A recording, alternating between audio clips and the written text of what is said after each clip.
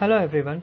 Today we'll be discussing about hemophagocytic lymphohistiocytosis or HLH, and my moderator is Dr. Krishnamurthy sir. HLH is a rare and often fatal syndrome that combines a predisposing immunodeficiency with excess immune activation that results in a characteristic systemic abnormal immune response. Failure to control this immune response leads to an increased secretion of inflammatory cytokines and macrophage activation, causing systemic inflammatory symptoms and signs. The magnitude of the pathological inflammation, which produces the potentially life-threatening immune-mediated injury to multiple organs, distinguishes this from other inflammatory disorders. Also, clinically, HLH is presenting a diagnostic challenge for physicians because there is no pathognomic clinical manifestation or laboratory finding, and the signs too are often non-specific. Coming to pathophysiology, there are two main points we should note. There is dysregulation of cytotoxic T cells, natural killer cells, and macrophages, and there is dramatic elevation of cytokine levels. Normally, when there are virus infected cells or tumor cells, cytotoxic T cells and the natural killer cells release perforins and granzymes, which causes destruction of the infected cells by apoptosis. So there is prevention of further activation of the immune cells. So there is termination of the immune response. This physiological downregulation is called as activation induced cell death. In HLH, due to either genetic predisposition, for example, defect in the PRF1 gene which codes for perforin, or secondary causes, there is inability to clear the antigenic stimulus. So there is persistence and amplification of the immune response. So these activated immune cells further release pro-inflammatory cytokines, which include IL-1 beta, IL-2, IL-6, IL-12, IL-16, and especially to be noted is interferon alpha. So this interferon alpha causes high level activation of macrophages, and these macrophages causes hemophagocytosis, tissue damage, organ failure, and other inflammatory manifestation. Coming to classification, HLH belongs to a subset of a broader family of histiocytosis and neoplasms of macrophage dendritic cell lineage. So this family consists of 5 groups: the L group or the Langerhans group, the C group which contains cutaneous and mucocutaneous histiocytosis, the M group which contains malignant histiocytosis, R group which contains Rosai-Dorfman disease, and H group which contains HLH. So we'll be concentrating only on the H group. HLH can be either primary or secondary. The primary or the familial HLH is associated with several Mendelian inherited immune disorders. These induce impairment in the inflammatory mechanisms. It can be subdivided into HLH associated with lymphocyte cytotoxic defects. These include the familial HLH types. There are 5 types of familial HLH identified. The first type is caused by a defect in the 9q21 locus of chromosome 9. However, specific gene for it is yet to be identified. Familial HLH type 2 is caused by a defect in the gene PRF1 which codes for perforin. Familial HLH type 3 is caused by defect in UNC13D, and there is increased incidence of CNS diseases seen in this familial HLH type 3 disease. Also, there are a few syndromes which we should know which are associated with HLH. These include Chediak-Higashi syndrome and Hermansky-Pudlak syndrome type 2. These are lysosomal trafficking defects, and both of these syndromes are associated with partial albinism and bleeding tendencies. Other primary HLH include HLH associated with abnormalities of inflammasome activation, which includes H-linked lymphoproliferative disorder type 2 and mutation of NOD-like receptor family. HLH associated with defined Mendelian disorders affecting inflammation include lysinuric protein intolerance and mutation of heme oxygenase 1 and familial HLH of unknown origin. Most cases of HLH in adults for which a clear trigger may be identified are associated with either infection, malignancy, or autoimmune. And there are other less common etiologies which include pregnancy, post-allogenic stem cell transplant, and post-solid organ transplantation. Coming to infections, they are one of the most common precipitants for HLH in children with primary HLH. Among infections, viral infections, which may be either primary or viral reactivation, is a known trigger for HLH. Especially DNA viruses from herpes viridae family are the most frequent viral agents, with Epstein-Barr virus being the most common implicated infectious agent overall. Other viruses include cytomegalovirus, HIV virus, influenza-associated HLH, and Roseola virus, Kaposi sarcoma-associated herpes virus, and there are other numerous viral hemorrhagic fever syndromes, for example, dengue, Ebola, and Crimean Congo hemorrhagic fever. And also there are several non-viral pathogens which are associated with HLH, and among bacteria, those include Rickettsia and Mycobacterium, and among parasites, those include Plasmodium, Leishmania, and Babesia, and Histoplasma being the most common fungal pathogen which is associated with HLH. Coming to malignancies, malignancies are the most common triggers for development of HLH in adults. And among malignancies, hematological malignancies are much more common triggers than the solid tumors, and both lymphoid and myeloid neoplasms have been associated with development of HLH. Lymphoma is the most common trigger for HLH, among which T and NK cell lymphomas being the most common.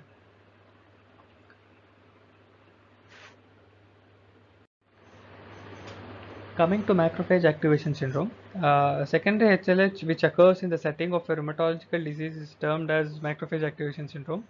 It is most commonly seen in patients with systemic juvenile idiopathic arthritis, adult onset still disease, systemic lupus erythematosus, and patients with vasculitis. It is also seen with other defined autoimmune conditions. So, other HLH include transplant-related HLH, HLH associated with iatrogenic immune activation, and HLH associated with iatrogenic immune suppression, and HLH associated with other apparently non-Mendelian conditions. Patients with HLH frequently present with a constellation of signs and symptoms. There is no pathognomic clinical manifestations, and signs are usually non-specific, which include fever, which is present in approximately 95% of the cases, organomegaly, which includes splenomegaly and hepatomegaly, neurological manifestations. Although neurological manifestation is more common in children, these may vary from peripheral neuropathy to focal neurological deficits to encephalopathic changes, seizures, or even coma. And retrospective studies show that in patients with neurological manifestations, the outcome of the patient and the prognosis is poor. We should also keep in mind that the patients with HLH are at high risk for PRES, which is posterior reversible encephalopathy syndrome. Patients may also present with other stigmata of liver dysfunctions, which include jaundice or bruising, and patient may also present with various dermatological manifestations. Widespread systemic inflammation may present with erythematous maculopapular rashes or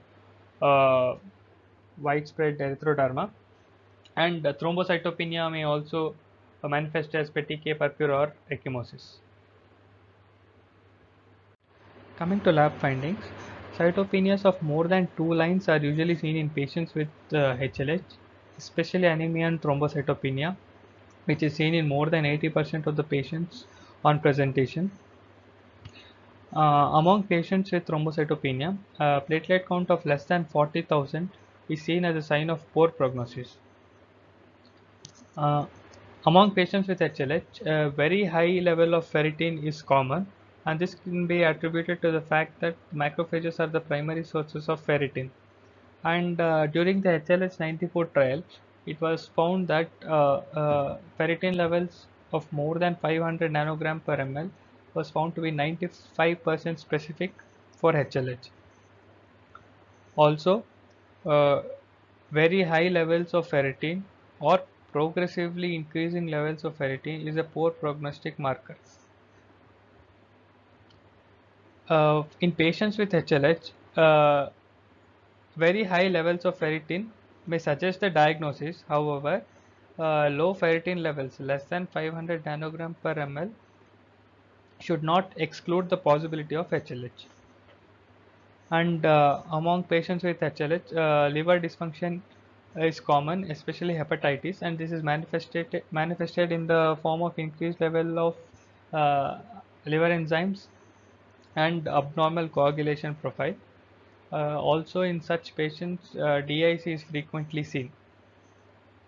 Uh, Increased levels of triglycerides, especially fasting triglycerides more than 265 mg per dl, is seen, and it is due to severe liver involvement, and it may not be elevated until the liver has been affected for some time.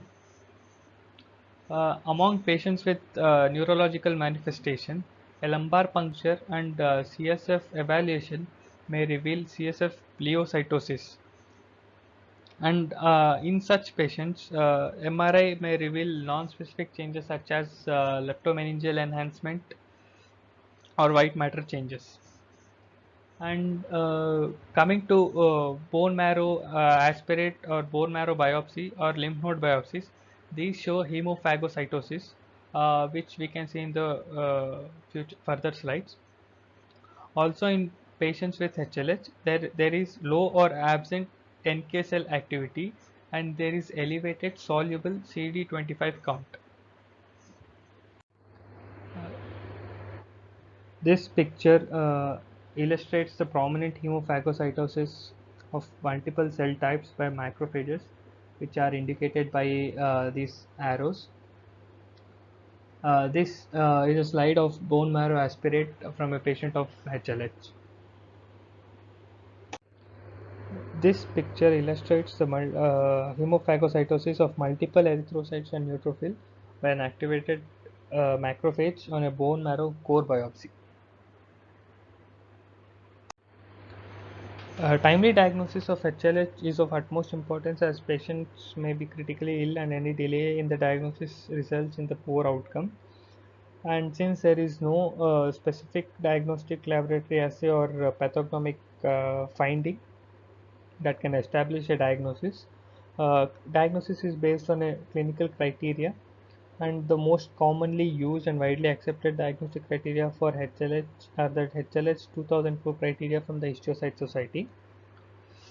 And according to this criteria, a patient must have at least 5 of the following, which include fever, splenomegaly, cytopenias in at least 2 lines, hypertriglyceridemia, hypofibrinogenemia, hemophagocytosis in marrow, spleen, or lymph nodes, ferritin level more than 500 microgram per liter, low or absent activity of NK cells, and soluble CD25 more than 2400 units per ml, or patient should have HLH associated gene mutations. And if a patient uh, satisfies this criteria, then is diagnosed to have HLH. Coming to treatment of HLH, so once the diagnosis of HLH has been established and the patient condition is stable, then all efforts must be made to identify the underlying condition for triggering of HLH, and it should be treated accordingly. For example, if infection is suspected, it should be diagnosed rapidly, and empirical antibiotic, antifungal, antiviral, or antiparasitic therapy should be initiated depending upon the suspected organism. And the search for the infectious agent should be started. When active EBV infection is identified by finding more than 10,000 copies of EBV per mcg cellular DNA, then those patients are treated with rituximab in the dose of 375 milligram per meter square weekly for 1 to 4 weeks. And patients who are clinically stable and respond rapidly to treatment of the infection may be able to avoid HLH specific chemotherapy. However, in case of patients who are critically ill or patients who worsen during the time of treatment or during the time for identifying the underlying cause, they should be started on HLH specific treatment immediately, and there should not be any delay. And also in cases of hematological malignancies, HLH specific treatment should be started. Coming to rheumatological conditions, uh, if patient has been diagnosed with a rheumatological condition which has triggered HLH and patient is stable enough to delay the HLH specific therapy, then the course of corticosteroids can cure the patient completely, and there may not be any need for any HLH specific therapy.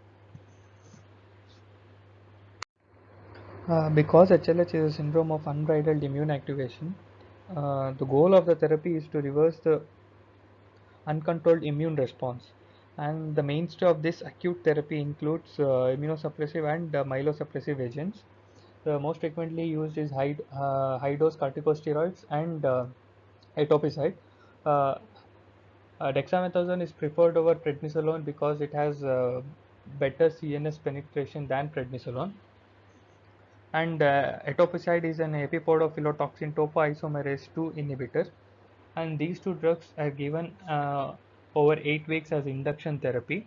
The dose at which it is given is as follows. Dexamethasone is given either oral or IV, and it is initiated at 10 milligram per meter square daily. So it is given at 10 milligram per meter square daily in the first 2 weeks, and slowly over the next 6 weeks it is tapered down to 0.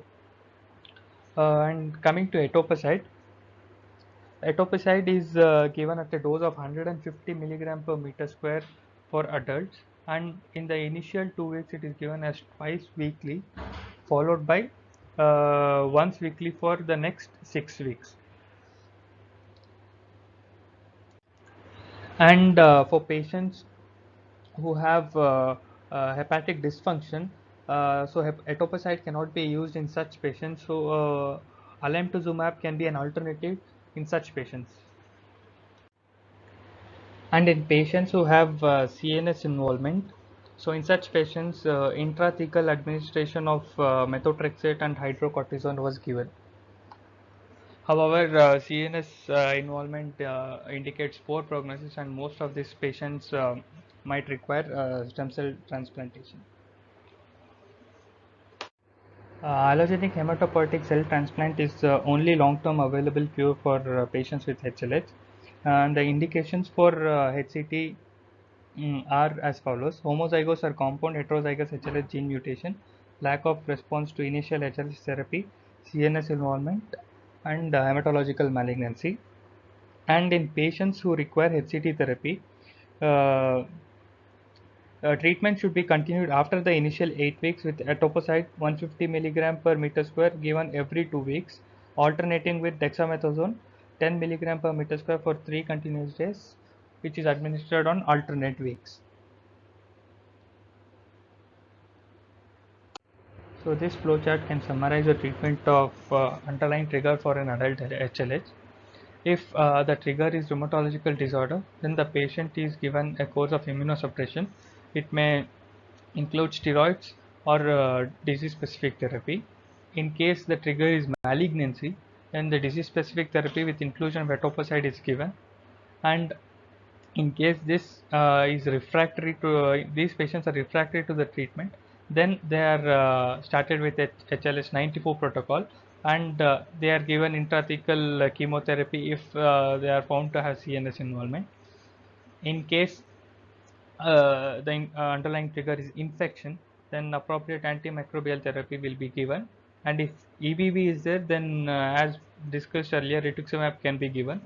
And in case the antimicrobial therapy or rituximab is refractory, then those patients will be started on HLH 94 protocol, and the intrathecal chemotherapy will be given with evidence of CNS involvement. And in cases of familial and idiopathic triggers, those patients will be straight away started with HLH-94 protocol and intrathecal chemotherapy once if there is evidence of CNS involvement. And for the patients who have been started on HLH-94 protocol, if there is any relapse or they are refractory, and those patients will be ideally suited for allogenic hematopoietic stem cell transplantation.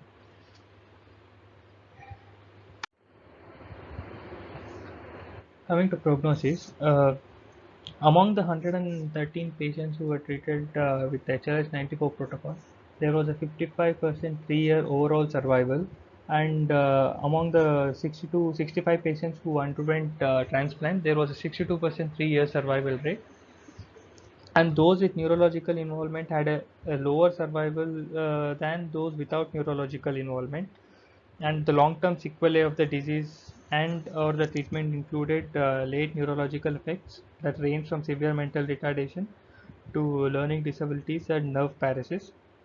And also there were other organ damages such as retinal impairment and growth retardation. And all these data is based on pediatric group, as most of the patients were less than 15 years. However, the prognosis in adults can be derived from multiple case series which have taken place. For example, one case series of 162 adults with HLH showed 58% survival rate, and of the patients who did not survive, approximately half died within 1 month of the diagnosis, and especially those with hematological malignancies. In adults, prognosis is worse in those with underlying malignancy, old age, and some markers of disease severity. And also, the patients with highest serum ferritin have the worst prognosis. And in patients in whom the treatment has been started, the slower rate of decline in the serum ferritin is also associated with worse prognosis. So improvement in the survival are expected to come from the increased disease recognition and earlier diagnosis, and improvement in the stem cell transplantation technique, and reduction in the stem cell transplantation associated morbidity. So take home points: as physicians, we should possess a high risk of suspicion for diagnosing HLH amongst sepsis syndromes and MODS patients, especially those who present with fever, liver involvement, and cytopenias. And among these patients, serum ferritin should be included as an initial workup. And once the diagnosis is entertained, relevant studies should be sent promptly, including bone marrow examination, NK cell panel, triglycerides, and fibrinogen. And there should not be a delay while waiting for the result if the diagnosis of secondary HLH is otherwise clear. My references include the following: Williams Hematology 9th edition, and articles, and up to date. Thank you.